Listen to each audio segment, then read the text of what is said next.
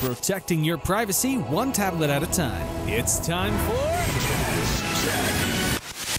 Hello and welcome to Ajazz Tech. I'm your host, Alex Zarnowski.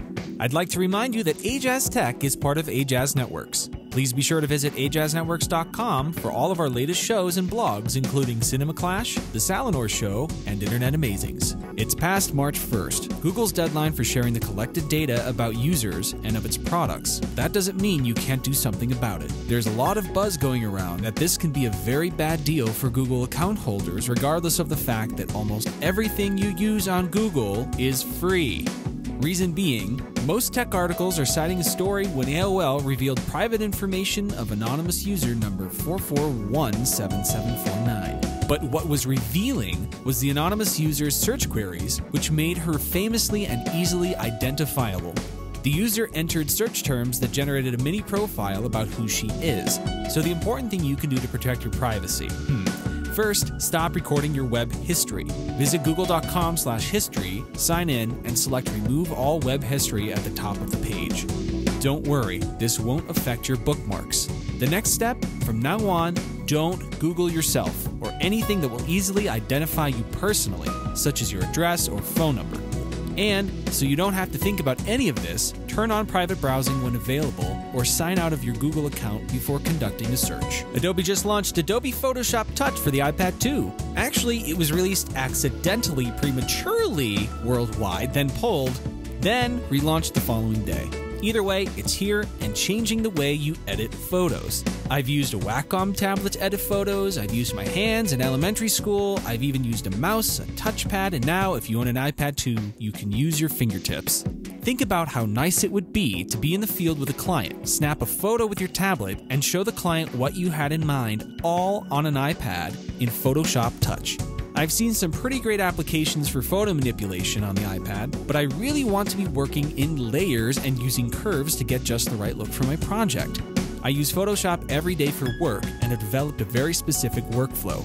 I'd be interested to see how much or how little I'd be able to accomplish with a touch interface and a simple app. It depends on how technical they decided to make the app. Sometimes iPad apps are developed to be too simple and user-friendly, and I'd really like to see some pro polish with this one. For example, Avid for the iPad is pretty watered down, and I completely understand that I'm not using a powerhouse. But still, it would be nice to pack these apps with some potential. I think Photoshop Touch was launched just in time for the iPad 3, which if all goes well, will be able to handle things even better than the iPad 2, given a Retina display and a decent camera. Speaking of the iPad 3, I'd love to take one final look at the latest rumors to hit the interwebs. As you may know, the invitations went out this week with a cryptic message and a photo of what appears to be an iPad with a Retina display. The message read, "We have something you really have to see and touch. Let's have some fun." Does this mean we'll have to see a Retina display and touch a haptic feedback screen? Or does this mean we'll be seeing an updated Apple TV and touching the iPad 3? I guess we'll have to wait until March 7th at 1 p.m. Eastern to find out. Rumors of the iPad 3 include a new price hike of $80 over the regular price points and the existence of an iPad 2 at a lower price point. And to top it all off, there are rumors of a 7.85-inch display iPad due later this year in Q3. What I'm interested in is the processing power. I've seen pictures of an A5X processor and read the model numbers of two different processors in iOS 5.1, implying that we may see an A5X and A6 processor at the same exact time next week. Will the A6 be quad-core? I sure hope so. There have even been rumors of a home buttonless iPad 3, only judging by the iPad photo in the invitation, but it's easy to see that the spacing of the apps implies that they are using the device in landscape mode. Also, more pictures have surfaced of the front of the device with a button, in both black and white models. If you put all of the recently surfaced photos together, we get a device indistinguishable from the iPad 2 with a larger camera, a home button, in black or white that is 1 millimeter thicker than its predecessor. I only care that the iPad 3 is faster, has a better display, camera, and is appealing enough for me to even consider buying. My green light will be seeing a device with 128 gigabytes of storage, which most likely won't happen. See, isn't speculation just fun? Finally, if you get a chance, watch a video of the new Windows 8 consumer preview.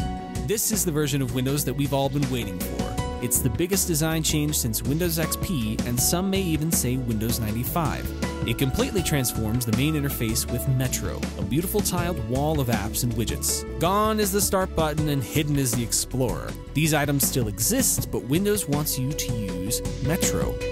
The interface is blazingly fast and fluid, and the majority of the apps written for it are based in HTML5 and JavaScript. The best thing is, it will work on ARM-based tablets and has native touch capabilities built in. If you swipe into the screen from the left, it brings up your open apps. Swipe in from the top, it closes your current app. There are so many new features to learn, so again, I would recommend watching any video explaining the interface. It makes me wonder how widespread the adoption of the OS will be considering the learning curve. Microsoft is wasting no time unifying its OS across tablets, laptops, desktops, and phones right out of the gate with Windows 8. Personally, I'm really excited to try it out. Well, that's about it for this episode of Ajazz Tech. Got Stitcher? We're on it, so get it. Stitcher is an award-winning provider of news, talk, and radio for your mobile phone. Stitcher Smart Radio, the smarter way to listen to radio. You can find all of our podcasts, including Cinema Clash and The Salinar Show, at AjazzNetworks.com. Follow me at twitter.com/AjazzTech and search for my name on Google+. You can email me at ajazztech@gmail.com.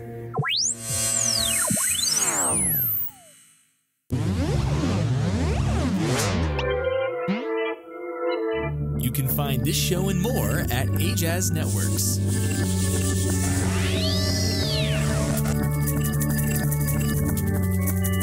Originally different media for your personal taste.